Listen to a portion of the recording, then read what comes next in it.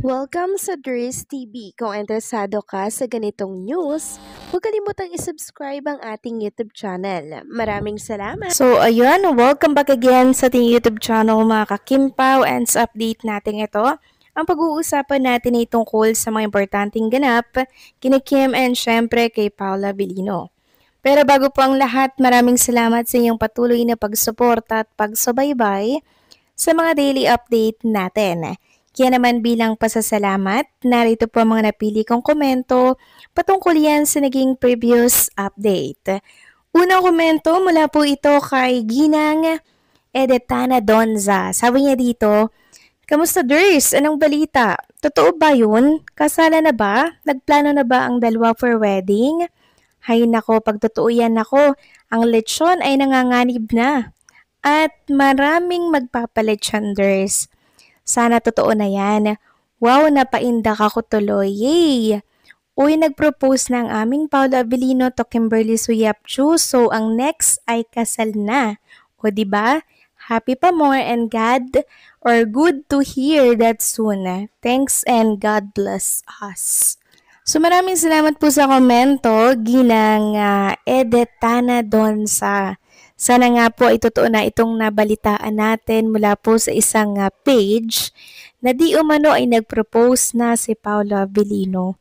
Grabe no, parang pangarap lang natin ito mga kakimpaw. Pero eto na ngayon. Diba? Sana nga po ay may katotohanan ito. At marami nga ang nagsasabi na sibling married na si Kim and Paula Vilino. Pero iba pa rin po mga kakimpaw, diba? Yung sa church wedding. Yan po ang gusto ng mga Kimpaw fans na mangyari for Kim and Paula Avellino dahil alam niyo yun, magpapalechon daw talaga sila mga kakimpaw. Kaya ihanda nyo na po yung lechon nyo. Ginang Edetana Donsa, no?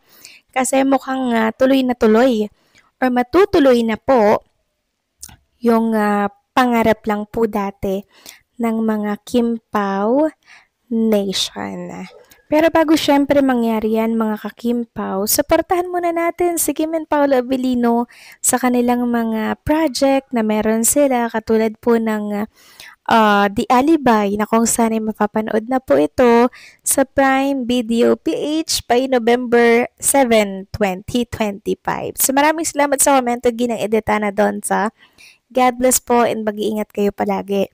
At ang next comment naman mula po kay Ginang Norma Dayag. Sabi niya, "There is good AM. Naguguluhan na ako sa mga issues na lumalabas ngayon lang, lalo na sa pagpunta ng Kim Pao sa Baguio. Di pumunta si Kimi, si Pao, and vice versa. Ano ba Durs ito? Harangin daw nila Cam ang kasal ng Kim Pao at ayaw na ayaw kay Paulo. Naguguluhan na ako Durs. Ano ba yang si Ate Lakam? Kahit na matanda na siya, sana'y huwag lang gawin yun kung yun ang kinaliligaya ni Kim. Suktulan na ito, sila Kambini.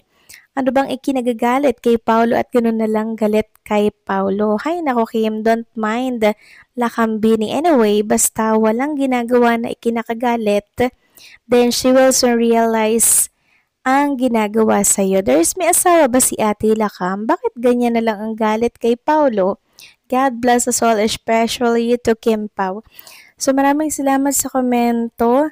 Ginang Norma Dayag. Naku, si Ate Lakam naman, very boto yan kay Paula Avellino. At may interview nga po si Lakam na kung saan po masaya si Kim Cho, doon siya. So, saan nyo na naman po nabalitaan niya, no?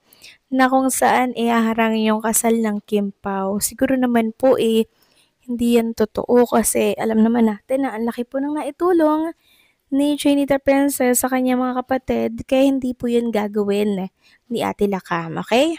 So maraming salamat sa komento, Ginang Norma Dayag, relax lang po at pag tayong maniwala sa mga fake news.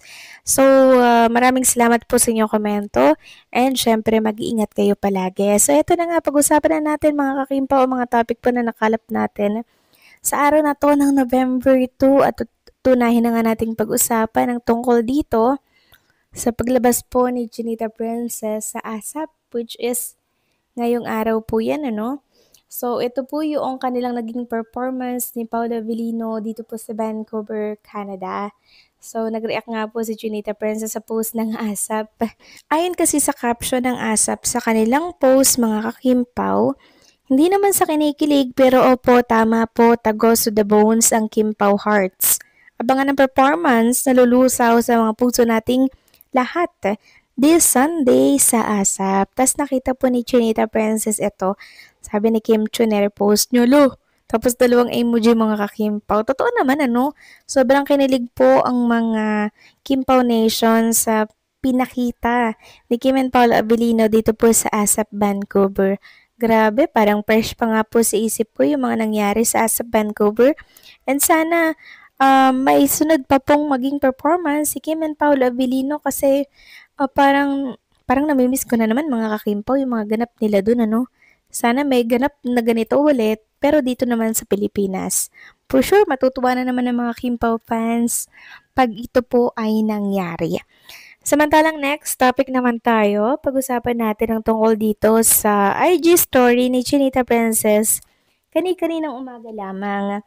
So, in IG story niya po, itong pinakustomize niyang van na parang pwede kang makahiga doon, parang nasa bahay ka lang, no? Tapos, tumatakbo ka, syempre, parang feel at home lang, pero syempre, naglalakbay ka. So, ngayon, ito po yung dala-dala, or ito yung gamit ni Chinita Princess. Ewan ko lang kung saan yung punta niya, mga kakimpaw. Merong mga nagsasabi na baka papunta ng Baguio, baka magta-travel sa Baguio. Kasi dala daw ni Chinita Princess yung pinakustomize niyang van. Sabi kasi dito sa caption niya, the past 2 days daw, a full reset for my body and soul, great hours of sleep, grocery run, movie marathon, good food, self-care, and laughter with my niece. Went to church, offered a quiet prayer for my mom and for everyone who has passed away, whom I hold close to my heart. It brought me comfort and peace, a gentle reminder that love never fades even when they're no longer here. Feeling recharged, grounded, and deeply grateful, my heart feels full again. Plus, Sunday, everyone, may you also find time to rest, reflect, and reconnect with what truly matters. Yes. So, yun po yung sinabi ni Chinita Princess dito. Napakaganda pong reminders nito para sa ating lahat na mag-recharge, 'di ba? Mag-reconnect tayo. And alalahanin natin yung mga pangyayari mga kakimpaw, 'di ba?